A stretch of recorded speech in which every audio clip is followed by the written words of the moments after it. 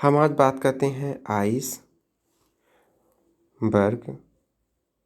आप डिसीज़ के बारे में, या आइसबर्ग आप फिनोमिना के नाम से भी इसको जानते हैं। तो ये काम क्या करता है, पहले स्पेक्ट्रम ऑफ हेल्थ को बताता है। स्पेक्ट्रम ऑफ हेल्थ क्या होता है तो उसके बारे में हम ऑलरेडी डिस्कस कर चुके हैं।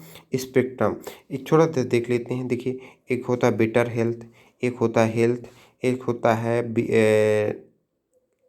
वीकनेस, और एक होता है डिसीज़, और डिसीज़ के बाद आता है डेथ। ये स्पेक्ट्रम ऑफ हेल्थ किस स्पेक्ट्रम में आपकी हेल्थ है वो शो करता है आइसबर्ग ऑफ डिसीज़ का फिनोमिना। तब इसके बारे में देखिए, एक concept closely related to the concept of disease is the concept of iceberg phenomena of disease. According this concept, disease is the community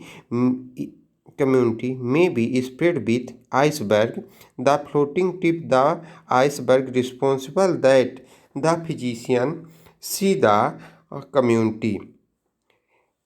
अब एक हम इसके एग्जाम्पल के साथ समझते हैं। देखिए, ये आइस हो गया, आइस ये वाटर के टब में रखा हुआ है, वाटर में। तो ये जो पार्ट दिख रहा है तो इसका 5 to 10% पार्ट दिख रहा है, जबकि 9 to 95% जो पार्ट है वो वाटर के टब के अंदर है, वो नहीं दिख रहा है।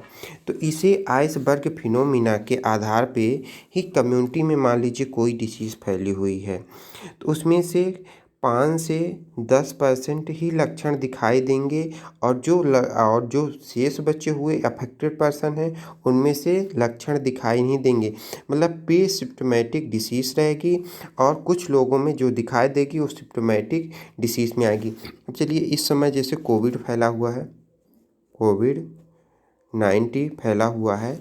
कोविड-19 में देखिए, जो पर्सन अफेक्टेड है, अफेक्टेड 2 प्रकार से होते हैं, ठीक है ना, जिसमें सिम्टम है और जिसमें सिम्टम नहीं है। सिम्टम नहीं है यानी प्री सिम्प्टोमेटिक और सिम्प्टोमेटिक, जिसमें सिम्टम है और जिसमें नहीं है सिम्टम। तो ये सिम्टम वाले जो है ना, इनका तो ट्रीटमेंट हो जाएगा, और जिनका नहीं है सिम्टम उनको भी कोविड है, तो उनको भी ट्रीट करना ज़रूरी रहता है। यदि इनको ट्रीट नहीं करेंगे तो इनके थ्रू इन्फेक्शन फैलेगा। कहने का मतलब ये है कि जैसे वाटर में आइस को रख देते हैं तो उसका कुछ 5 से 10% पार्ट दिखता है, और अंदर वाला जो है 90% पार्ट नहीं दिखता। उसी प्रकार किसी कम्युनिटी में इन्फेक्शन डिसीज़ फैली हुई है तो वो जब तक अपना इंक्यूबेशन पीरियड पूरा नहीं कर लेगी तब तक वो शो नहीं होगी, सिम्टम नहीं देगी। और इंक्यूबेशन पीरियड मान लीजिए किसी डिसीज़ का 15 डेज है, तो 15 डेज के उसका प्री सिम्प्टोमेटिक डिसीज़ कंडीशन है, तो इसको भी ट्रीट करना ज़रूरी रहता है डायग्नोसिस करके।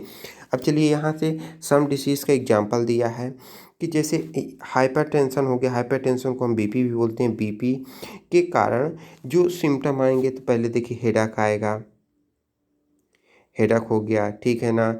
उसमें से आएगा डिस्कम्फर्ट रहेगा, यदि बीपी लो है तो उसको थकान महसूस होगी और वो प्रॉपर काम नहीं कर पाएगा। ये सारे कुछ ही फिक्स सिम्टम आते हैं, ठीक है। स्वेटिंग होगी, ठीक है ना, ये सारे।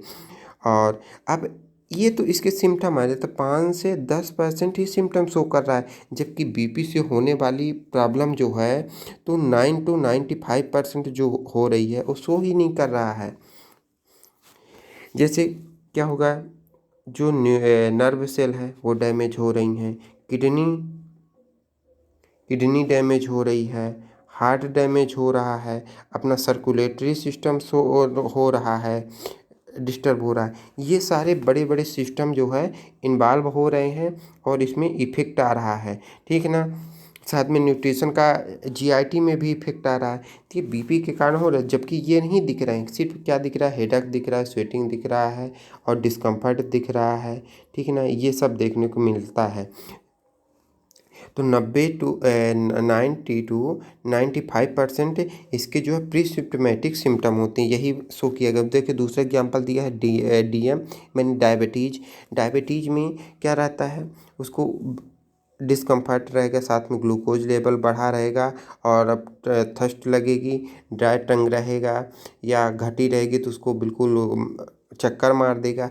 ये सारे कुछ सिम्टम डायबिटीज, हाइपोग्लाइसीमिया और हाइपरग्लाइसीमिया में देखने को मिलते हैं, ठीक है ना। जबकि जो इनर है ना, तो नर्व यानी कि सेंट्रल नर्वस सिस्टम जा रहा है, इसका तीत जा रहा है, तीत के साथ इसका जो है तो GIT तो डिस्टर्ब ही हो रहा है, किडनी डिस्टर्ब हो रही है, तीत डिस्टर्ब हो रहा है, सर्कुलेटरी सिस्टम खराब हो रहा है, वुंड हीलिंग प्रॉपर नहीं हो रही है, आई के रेटिना में इफेक्ट आ रहा है।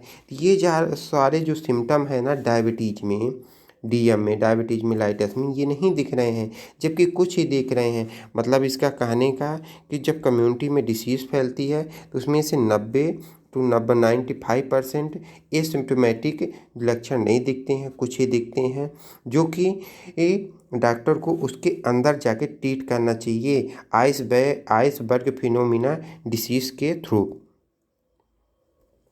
ते हुआ जैसे कि इस वाले चित्र में समझाया गया कि आइस को जितना पार्ट दिखता है उसी प्रकार से कोई डिसीज़ वाला पर्सन आता है तो उसका जो सिम्टम है तो 5 to 10% ही दिखता है, और 90 to